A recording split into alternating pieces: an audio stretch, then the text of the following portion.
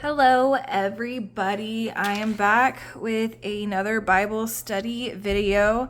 This is for Psalm 121, The Lord Our Protector, a song of ascents. So, funny story, I've already made this video like twice and messed up the first time and ended up canceling it and stopping.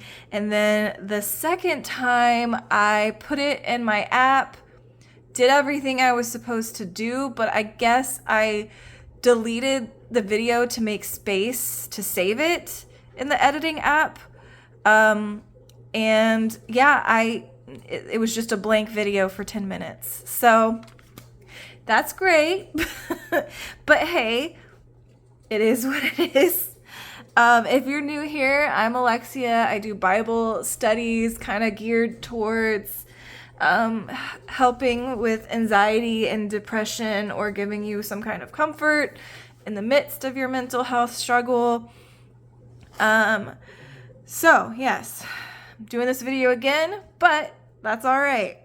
So this is Psalm 121, The Lord Our Protector, a song of ascents. And I didn't know what ascents meant, so I Googled it. And just in case somebody else doesn't know what a song of ascents is, I'm going to give the definition for you. So on Google, it said ascents is a word that has a biblical meaning related to the Israelites' pilgrimage to the temple in Jerusalem.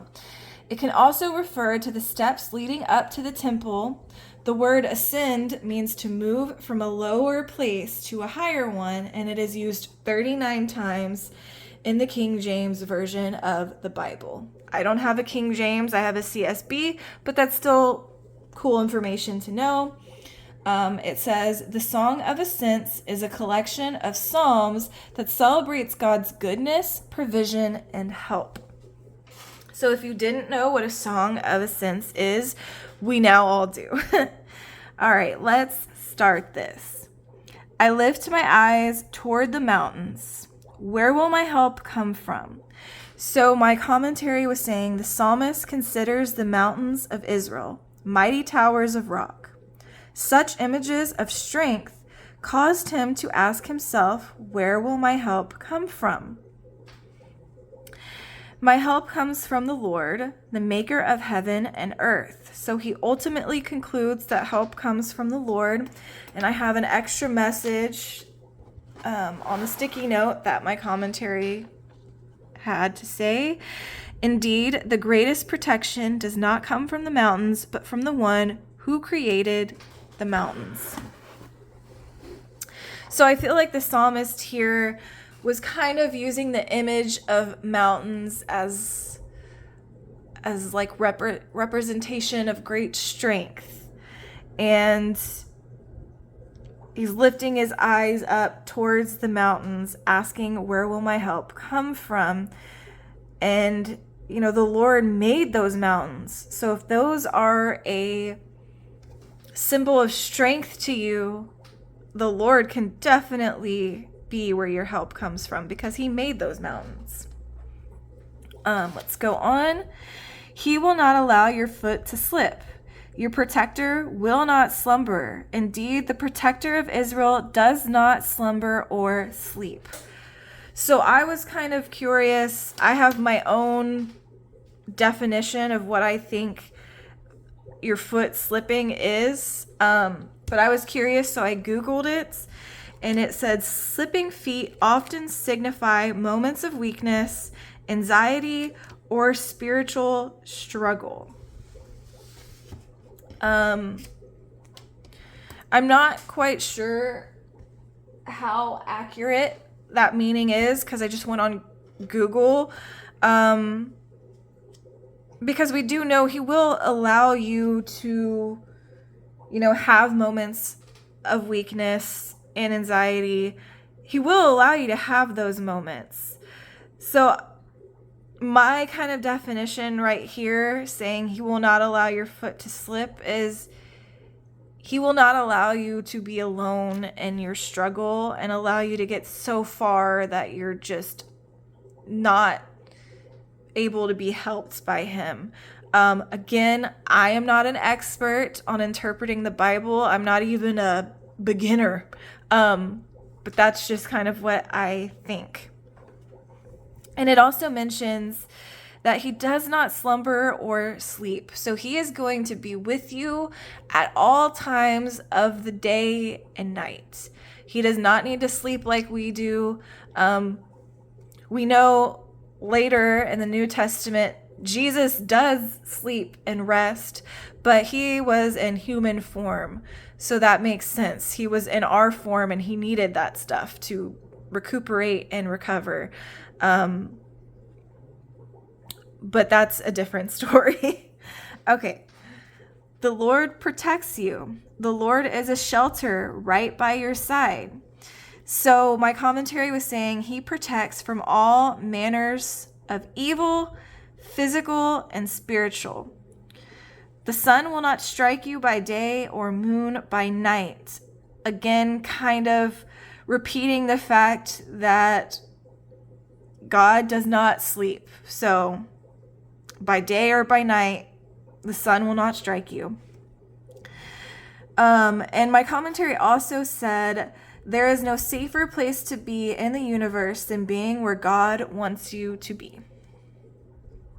Let's move on.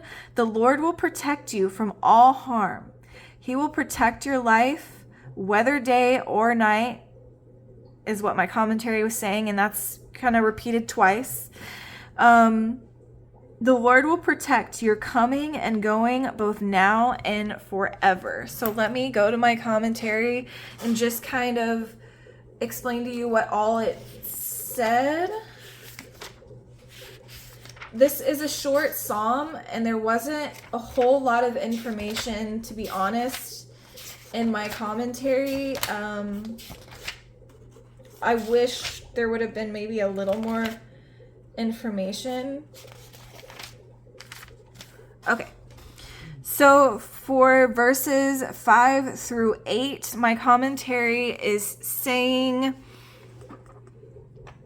the Lord is a shelter. He protects from all manner of evil, physical and spiritual. He guards his people from all harm, whether day or night, whether they are coming or going. Submit yourself to God's kingdom, then, and receive the blessings of his covenantal covering. And that's Psalm 121.